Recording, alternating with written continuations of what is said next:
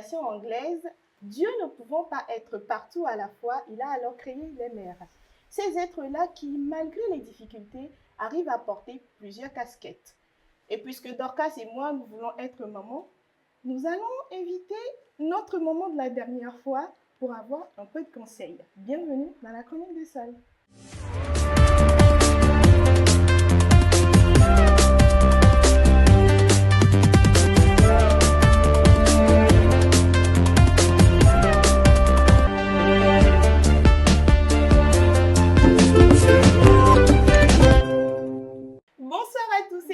J'espère que vous allez bien. Nous sommes dans la chronique de Sol, une fois encore avec notre invité du jour de la dernière fois. Chose promise, chose due. Nous avons décidé de faire une petite partie 2, mais cette fois-ci, nous allons parler de cette manière-là ou de cette méthode-là qu'ont les mamans de pouvoir s'en sortir, que ce soit dans la vie professionnelle que dans la vie personnelle. Nous allons nous pencher un peu plus sur la vie de Bénédicte. Mais avant ça, j'aimerais dire bonsoir à Dorcas. Bonsoir Dorcas, comment tu vas? Ça va très bien. Et la santé, ça va? Oui, ça va. Parce que ça fait une semaine qu'on ne t'a pas vu. Hein. Enfin, que moi, je ne t'ai pas vu. Je ne sais pas si quelqu'un t'a vu, mais moi, personnellement, je ne t'ai pas vu. Voilà. Sinon, toi, tu m'as vu? Non. Voilà. Elle ne m'a pas vu et je ne l'ai pas vu aussi. Alors, la santé, c'est bon? Ça oui, va? Ça va. D'accord. OK. Vous connaissez déjà notre invité, c'est Bénédicte, notre maman de la maison. Voilà, notre maman de la maison. Comment tu vas? Je vais très bien et vous, j'espère que ça va, toujours aussi naturel. Et enfin, ça sent, tu respires la nature, tout simplement. La femme africaine sans artifice. Merci. Était très belle comme ça. Je ne cesserai de te le dire parce que j'envie tes cheveux en fait. Parce que moi, j'ai des cheveux crépus, mais c'est pas beaucoup. C'est pas beaucoup. Je les ai coupés en décembre, moi, j'avais des locks. Voilà. Non, mais en fait, tu as des cheveux bien touffus, quoi. Tu vois, moi, vraiment, mes cheveux, c'est pas beaucoup. Comme ça, c'est du boulot, ça va. N'est-ce pas? Comme je le disais la dernière fois, quand vous dites à Dieu, Seigneur, même prière que, posez-vous la question de savoir si vous pouvez faire les sacrifices qu'elle a fait. Donc, pardon, Seigneur, je ne veux pas même prière que Bénédicte. Alors, aujourd'hui, on va essayer de parler un peu de la femme au foyer. Femme au foyer dans la vie professionnelle que dans la vie personnelle. Avant de quitter l'émission de la dernière fois, je pense que Dorcas posait une question. Dorcas posait une question où elle demandait comment arriver quand même à gérer les enfants lorsque vous vous êtes occupé à la maison, puisque vous avez, pendant le cursus scolaire, ils n'ont pas droit aux écrans. On va commencer l'émission comme ça et on va évoluer ainsi de suite. Donc, je dirais que pour l'aîné de 7 ans, il a des livres. Il a des livres que je change. Je guette toujours. Ah, tu sais, tu n'as pas salué nos internautes. Ah, excusez-moi. Oui, non, mais c'est parce que tu es de la maison. Bonsoir tout le monde. Bonsoir. Et merci d'être encore revenu. Merci à vous. Voilà. Elle va bien quand même. Alors, on te suit. Donc, comme je disais, pour l'aîné, celui de 7 ans, j'ai des livres pour lui, des livres que je guette un peu partout. Je prends les livres où je peux. Il y a la braderie, je crois que c'est la braderie des livres ou la braderie, quelque chose comme ça, que le club littéraire organise. Donc, quand je vais là-bas, je prends moi-même mes propres romans, je prends des livres pour lui, des livres pour chaque âge. Maintenant, pour son petit frère de 5 ans, qui est à la maternelle, qui ne lit pas encore vraiment, je prends des livres pour le coloriage et des livres pour l'écriture. Il apprend à écrire. Pour la toute dernière, c'est vraiment des feuilles, des crayons de couleur. Elle dessine ce qu'elle veut. Mais après, on n'est pas fatigué de tout le temps lire. Si déjà à l'école, il faut lire, il faut apprendre. Et lorsque je viens à la maison, il faut tout le temps lire, il faut apprendre. À un moment, j'ai besoin de faire une pause, d'aérer un peu l'esprit. Parce que, bon, moi, déjà, de ce que j'aurais compris de nos parents, à notre époque, quand on était encore enfant, ce qu'on nous disait, c'est que parfois, quand tu es trop concentré dans le travail aussi, tout le temps concentré dans les cahiers, à un moment, on te dit, va déposer un peu le cahier. viens, on va rester ensemble, on va discuter, ou on va regarder un tel film. Je viens d'acheter, en ce moment, il y avait les CD, les casquettes, oui, c'est ça, non? Des cassettes, pardon, les cassettes, voilà, qu'on devait mettre pour regarder des films. On se mettait ensemble pour regarder.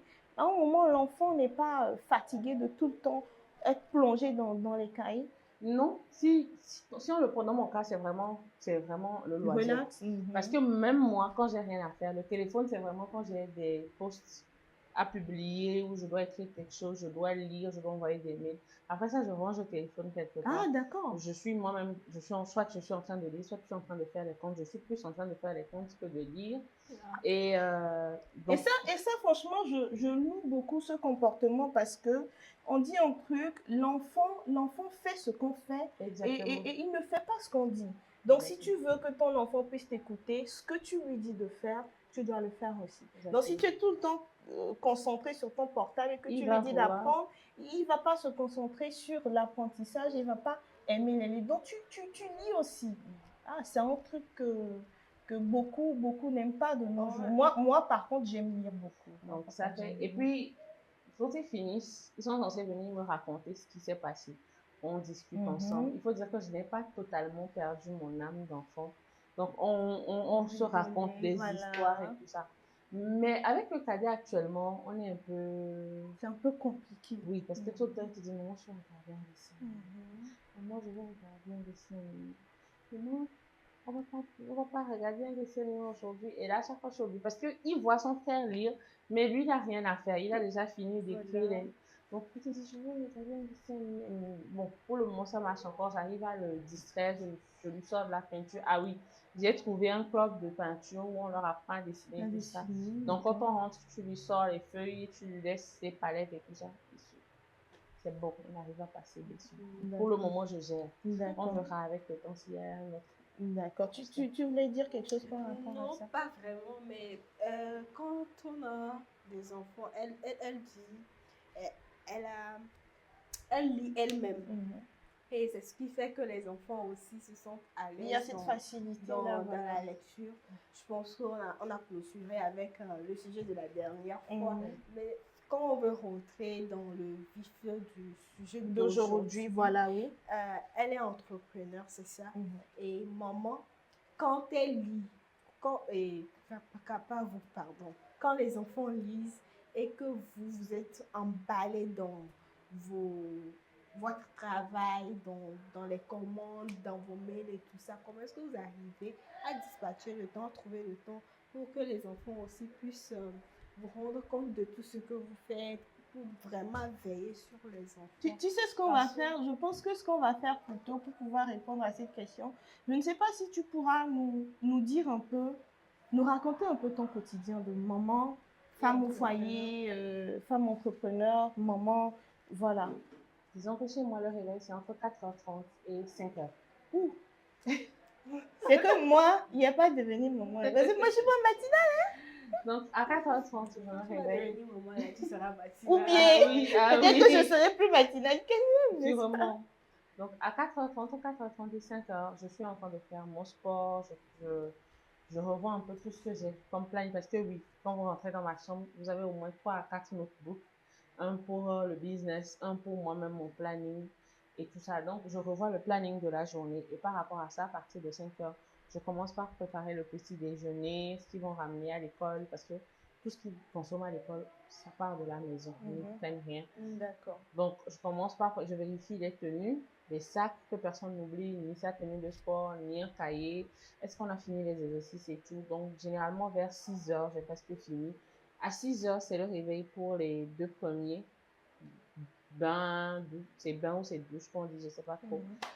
On se lave, on s'habille. 6h30, 6h45, ils ont pris leur petit déjeuner, ils ont fini. Direction école. Donc, à 7h, 7h15, ils sont en classe, ils sont déjà en classe. Moi, je suis rentrée à la maison. Je suis avec la dernière. Je la lave. Si elle est réveillée, parfois elle se réveille à 8h, 8h30. Mais parfois, elle se réveille à la même heure que ses grands frères.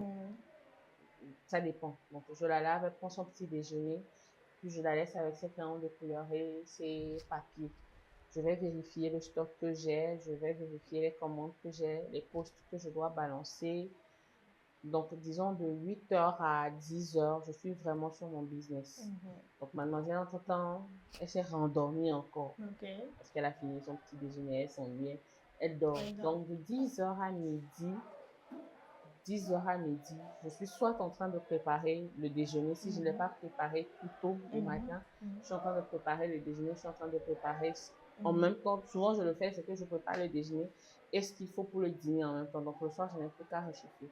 À 13h, je m'en vais récupérer Les enfants. mes 2 étudiants. Voilà. Je les ramène. Dès qu'ils rentrent, ils se rincent puisqu'ils ont eu 2 et pauses à l'école. Ce n'est plus la peine de leur donner à manger. Bon, quand ils ont faim, ils te disent j'ai faim, ils mangent encore. Donc, 13h30, 14h, on a fini tout ça. Là. C'est la sieste. Jusqu'à 15h, 16h. 15h, 16h, je dirais.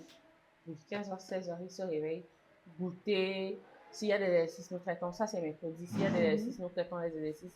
S'il n'y a pas d'exercice, vous êtes dans la cour, vous faites ce que vous voulez. Vous jouez. Donc, parfois, je suis souvent en train de faire peut-être ma production et tout. Ce qui fait que les enfants, là, connaissent presque tout ce que j'utilise. Ah, ça, c'est de la verveine. Voilà, je connais vous ça. faites ensemble. Voilà. Et ça permet aussi de les distraire. De les distraire. Donc, parfois, quand tu es sur Facebook, peut-être tu es en train de répondre à un post, tu dis, ah, mais je connais la marque, là, c'est la marque de tata telle. Ça, c'est la marque de maman. Ça. Donc, on est dessus jusqu'à, disons, 16h, 17h. Non, disons même de 16h à 18h. On est ensemble, c'est leur moment. Parfois, je suis peut-être en train de répondre à des messages, mais quand je n'ai vraiment rien, on est ensemble. Ils s'amusent, ils posent des questions, je réponds et tout. 18h30, 19h, 19h maxi, dîner. 20h, tout le monde est déjà lavé au lit. Chez moi, maxi à 20h30, tout le monde est en train de dormir. Eux, ils dorment. C'est à 20h30 que je commence par prévoir ma journée du lendemain. Si j'ai un interview, si j'ai des mails à répondre. Donc, si je comprends bien, déjà de 4h30 déjà à 20h, c'est casquette maman, maman, femme au foyer. Et maintenant, de 20h30 jusqu'à ce que le sommeil n'en vienne, tu actives la casquette femme entreprenante. Voilà. Donc, de 20h30, ce que j'ai fait ce mois-ci, c'est de 20h30 à 22h. Je planifie les posts, les commandes, les livraisons, je planifie tout. Et on balance ça. Donc, à 22h30 maxi, je dors. Ce qui est bien, c'est que quand ils font la sieste, parfois je fais la sieste avec eux parce qu'il faut rester à côté d'eux pour qu'ils dorment vraiment. Donc, j'ai le temps de faire la sieste. Donc, à 22h30, je dors. Et à 4h30, ça recommence. Mais si entre-temps, j'ai une formation en ligne, je me réveille plus tôt. Ok, pour pouvoir finir avec ça avant d'entamer la journée. Mais quand on parlait de tout ça, il n'y a pas eu la casquette de madame. Ah ouais. Mais ça, on ne dit pas ça. C'est après. Non, en fait, la casquette de madame et la casquette de femme entreprenante sont inclus. Voilà, donc en ce moment, peut-être que... Mais en même temps, quand on planifie la journée de demain et répondre aux mails et tout ça, comment est-ce qu'on peut assurer le rôle de madame? Comment tu arrives? Oui, très belle question. Je ne sais pas. On me pose tout le temps la question, je dis je ne sais pas. Ça doit être la grâce de Dieu. Et je dirais que bon, j'ai la chance d'avoir... Là, je le dis parce qu'en ce moment, c'est moi qui gère les enfants. Sinon, quand le papa est à côté, je n'ai vraiment pas à mettre ma bouche dedans. Tout ce que j'ai à faire, c'est peut-être m'occuper du repas, parce que leur bain, les exercices et tout ça, ils sont en train de le faire. Voilà, je voulais même poser cette question parce que quand tu nous décrivais ta journée, c'était mais parce que ce mois-ci, j'étais vraiment, le papa n'était pas sur place. Donc, donc inconsciemment, tu l'as un peu oublié. Voilà. Non, il va l'entendre. En même temps, je pense que le planning, c'est en fonction des mois, c'est ça? Oui. Le planning, c'est en fonction. Mais en général, ils se ressemblent un peu. C'est la même chose. Oui. En général, ils se ressemblent un peu. Même si tous les jours ne sont pas les mêmes. Mais quand je dis vraiment, je les prépare juste pour l'école. Même ça, je viens de me rendre compte. Ce n'est pas moi qui le fais. C'est moi-ci que j'ai fait. On les emmène à l'école, on me les ramène. Moi, je n'ai qu'à gérer leur repas et m'occuper de faire tout pour qu'ils dorment, pour qu'ils fassent leur sieste. Comme on le dit souvent, lorsque quelqu'un a l'habitude de faire quelque chose et que cette personne ne le fait pas une seule fois, il n'a jamais fait. Tu vois, non? C'est parce qu'il n'est pas là maintenant, que tu as pris son rôle, que tu l'as oublié. Tu vois? Alors, nous allons aller à la pause et on va revenir tout de suite et on continue dans la chronique de Sol. À tout de suite. Il était une fois, au cœur d'une forêt tropicale, un lieu où la magie de la nature se dévoilait dans chaque fruit mûr. Une aventure gustative, une fusion de fruits exotiques soigneusement sélectionnés pour votre plaisir. C'était le berceau de Yolande Ardus, où chaque gorgée était une invitation à un voyage gustatif inoubliable. Que ce soit au petit déjeuner, lors d'une fête entre amis, ou simplement pour égayer votre journée, Yolande Ardus est le complice parfait. Parce que chaque instant mérite d'être célébré, de la première gorgée au dernier sourire. Yolande Ardus, le plaisir pur dans chaque gorgée.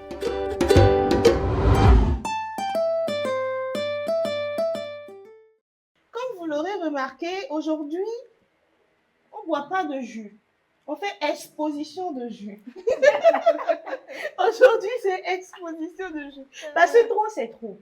Notre partenaire officiel n'a pas vendu durant toute une semaine. Mais ça veut dire quoi?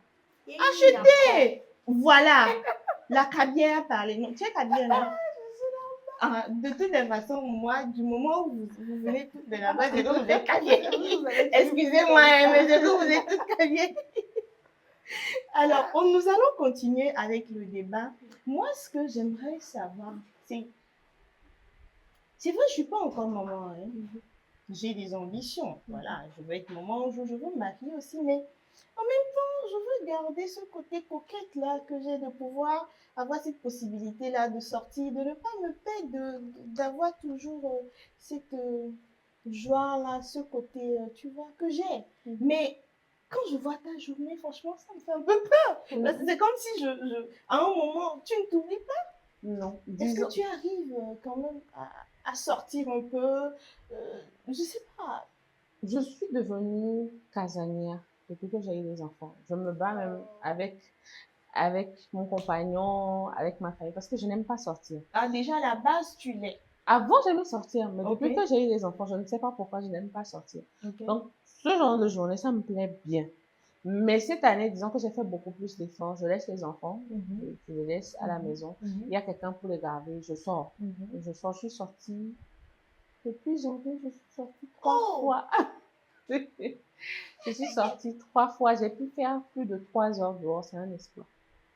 Sinon, naturellement, c'est pas un truc que tu Non. aimes naturellement. Non. D'accord. C'est parce qu'on s'inquiète de ses enfants. Ou bien, voilà, c'est c'est un sacrifice qu'on a décidé de faire pour sa Je famille. ne sais pas, c'est juste parce que, bon, je n'aimais plus sortir, je n'avais plus envie. Mais aujourd'hui, de temps en temps, j'ai envie de sortir, donc je les laisse, je sors, je cause avec mes amis. C'est peut-être parce qu'ils grandissent maintenant. Voilà. Donc, non. On fait l'envie de Vous pouvez sortir autant de fois que vous Oui. voulez.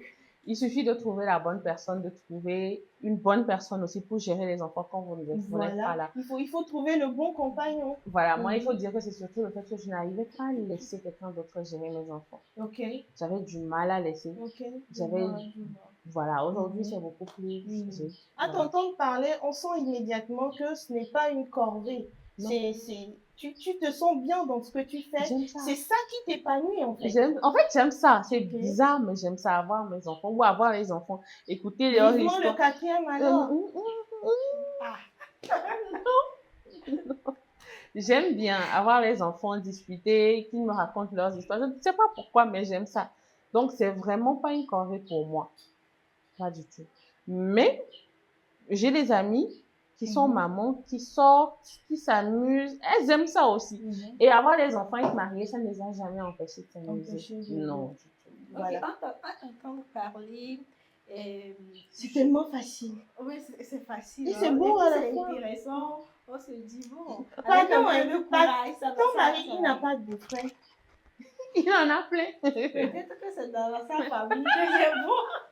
Pose la question. Après, on va dire ça hors caméra. Moi, j'aimerais savoir si, est-ce que Tu as toujours été entrepreneur ou bien tu as travaillé peut-être en entreprise et c'est quand aussi tu es devenue maman que tu as décidé de travailler pour toi-même ou c'est Histoire comment? d'être un peu plus Ou en proche de ta entreprise famille, ou quand voilà. on est employé, ça ne marche pas toujours J'ai, bien. j'ai été, bon, c'est entrepreneur, ça, bon, disons que j'ai déjà commencé, je savais vendre des petits trucs depuis le collège, ensuite à l'université, et puis après, j'ai commencé par travailler pour Donc, les gens tu avais le business dans le sang depuis. de 10 ans. Mhm. Et j'ai commencé par travailler pour les gens, mais il y a toujours quelque chose qui clochait.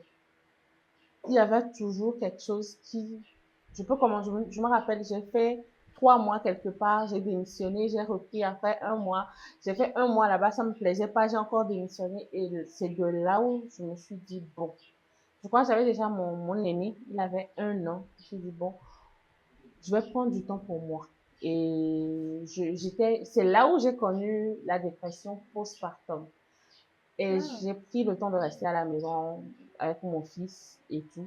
Et c'est là où j'ai commencé par m'intéresser aux cosmétiques. Mhm. Et mon compagnon m'a dit, tu aimes ça? Mais au lieu d'offrir les savons là, ou ce que tu fais, au lieu de les offrir aux gens parce qu'ils te demandent qu'est-ce que tu utilises pour tel, qu'est-ce que tu utilises, si tu vendais ça, c'est pas mieux? C'est là où ça a commencé, j'ai lancé mon business et on en est là où on en est aujourd'hui. Aujourd'hui. Quand tu viens de parler de la dépression postpartum, aujourd'hui, en Afrique, on ne connaît pas vraiment ça. Parce que, d'après l'éducation qu'on a reçue, une femme doit être forte dans tous les domaines. Mhm. Quand tu entres dedans, il faut savoir que tu dois gérer tout jusqu'à la fin. Mais arrive à un moment où, lorsque tu mets au monde un enfant, cette dépression arrive, cette dépression-là vient. Je pense que beaucoup de mères ont subi ça, mais elles n'en ont pas vraiment parlé. Ou peut-être qu'elles n'ont pas eu aussi la chance d'avoir un compagnon qui comprend ça auprès d'eux. Tu peux nous en parler un peu, comment ça se manifeste et comment on fait pour s'en sortir? Je me rappelle que je n'aimais plus sortir de la maison. J'avais, j'avais J'avais l'impression que tout le monde m'attaquait, en fait. Je pouvais passer là, voir un poste et puis penser que c'était à moi que ça parlait. J'étais irritable. Et je ne savais pas vraiment ce qui m'arrivait. Je sais que chaque fois, mon compagnon me demandait, tu as un problème? Je dis, non, j'ai aucun problème. Ah, mais il y a si, je ne vois pas de quoi il parle. Et c'est une amie qui m'a appelée. Elle m'a dit, tu ne vas pas bien, hein, tu sais. Je dis, ah bon, je dis, ce que tu as, ça s'appelle une dépression postpartum. J'ai eu la même chose que toi. Et c'est parce que j'ai eu tel qui m'a dit que c'était ça qu'aujourd'hui, je sais que c'est pas. Et c'est là où je me suis dit, ah, mais c'est vrai. Et voilà. Disons que j'ai eu la chance d'avoir des gens à côté qui Voilà. s'inquiétaient pour moi. Donc, dans cette situation, lorsque cette situation survient, il faut être bien entouré. Oui. Voilà. Sinon, on ne s'en sort pas. On ne s'en sort pas du tout. Je pense que c'est peut-être aussi le fait que tu n'arrivais pas à trouver ta voie, en fait. Oui. Voilà. Oui. Et professionnellement déjà. Tu n'arrivais pas à trouver ta voie auprès de ces employeurs-là à qui tu travailles. Donc, quand tu t'es retrouvée, quand tu as vu ce qui te rendait heureuse, ça a contribué aussi, et aussi la présence de ta famille et de ton compagnon.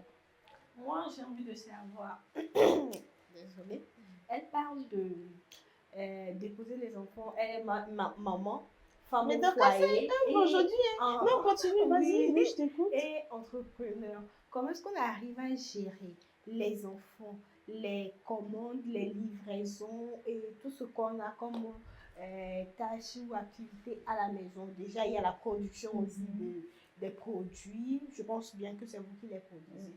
Donc, la production, les livraisons, les enfants et tout ça, le mari, comment est-ce qu'on arrive à gérer tout ça? Puisque à voir la journée, c'est vrai que vous avez détaillé un peu comment est-ce que une journée chez vous, ça se passe, mais comment est-ce qu'on arrive à gérer quand on a des livraisons, quand on doit aller chercher les enfants à l'école, quand le mari est là, peut-être il y a des jours où bon, le mari aussi a besoin d'être avec sa femme, être en famille. Comment est-ce qu'on arrive à gérer tout ça quand on est entrepreneur? On trouve toujours le temps. Ah, voilà. Toutes ces questions, tout est question de volonté. On trouve toujours du temps. On trouve du temps. C'est tout ce que je peux dire. On trouve du temps. On trouve du temps pour discuter. On trouve du temps pour parler des enfants, pour passer du temps avec les enfants. Quand on veut, on trouve toujours du temps. Toujours. Avoir la journée. Non, franchement, on a l'impression que c'est tellement facile. C'est tellement facile d'être mère, c'est tellement facile d'être femme au foyer, c'est tellement, je sais pas. Au début, c'est compliqué. Surtout que tout le monde te critique. Il y a des gens qui vont te dire, oh non, mais comment toi, une femme, une maman, tu peux faire ci, comment tu peux... Vous êtes jugés de partout. Mais comme dirait souvent ma tante, elle dit souvent, tu fermes tes oreilles et tu te concentres sur toi. Ce qui est bien pour toi, ce qui est bien pour tes enfants.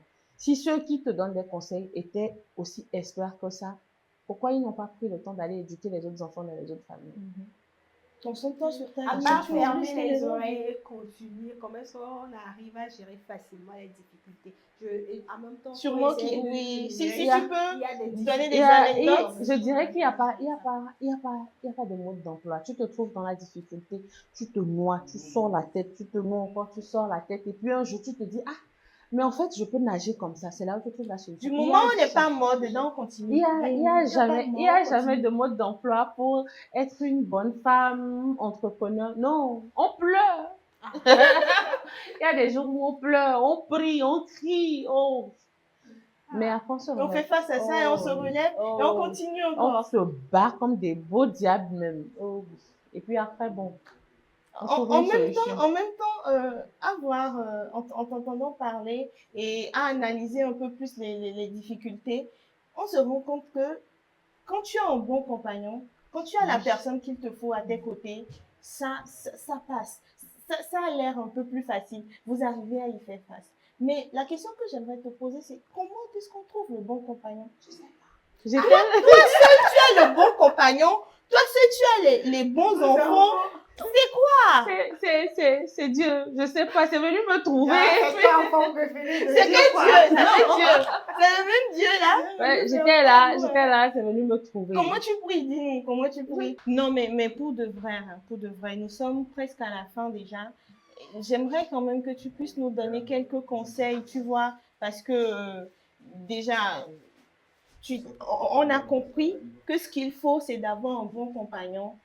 Un bon mari qui puisse nous aider dans ces différentes tâches-là et aussi parfois lorsqu'on tombe que ce soit lui qui puisse prendre la relève et nous aider à se relever. Quel conseil tu pourras nous donner à Dorcas et à moi ou à ces autres femmes-là? Il faut savoir que, comme je dis tout le temps, il n'y a pas de mode d'emploi. Donc, quand on se trouve face à une situation, il faut toujours essayer de trouver une solution. Il faut connaître son compagnon, se connaître soi-même. Savoir dans quelle direction on va et essayer. Moi, ce qui a marché pour moi, c'est des compromis de chaque côté. Parce que oui, il y aura toujours des problèmes, il y aura toujours des incompréhensions. Toujours. Ça ne finit jamais. Mais c'est la façon de les régler. Fallait nous dire ça.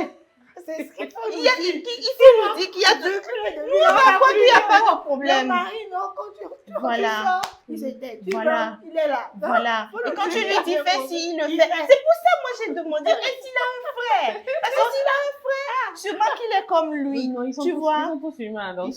Voilà. Donc, je pense que la plus grande chose à faire, c'est de se connaître d'abord. De savoir dans quelle direction on veut aller dans le futur, d'ici 5 ans, d'ici 10 ans. C'est ce qui nous permet de choisir la personne avec qui on veut avancer. Et ça te permet d'apprendre à connaître cette personne et de savoir si vous voulez avancer sur, vous voyez les choses de la même manière, si vous avez la même mentalité avant de vous lancer. En tout cas, que Dieu nous aide. Vraiment, merci à toi. C'est toujours un plaisir de t'avoir sur ce plateau. La dernière fois, quand tu as répondu à la devinette, tu avais oublié de piocher pour... Peut-être parce que je devais revenir. Voilà. Alors, tu vas piocher pour nous et tu vas me donner le papier. Je vais lire. Tu mélanges ou bien tu veux pas mélanger? Non, je ne veux pas mélanger. D'accord. Ok. Culture générale. Comment tu as su culture générale? Alors, la prochaine personne sera soumise à une culture générale. Merci à toi d'être passé sur la chronique de Sol. Tu viens encore quand tu veux. Et la prochaine fois, ce serait peut-être... En tout cas, je suis en train de penser à un truc. Peut-être qu'on fera une émission spéciale décembre où tu viendras avec tes petits... Comment tu les appelles? Les petits. Tu les appelles petits diables.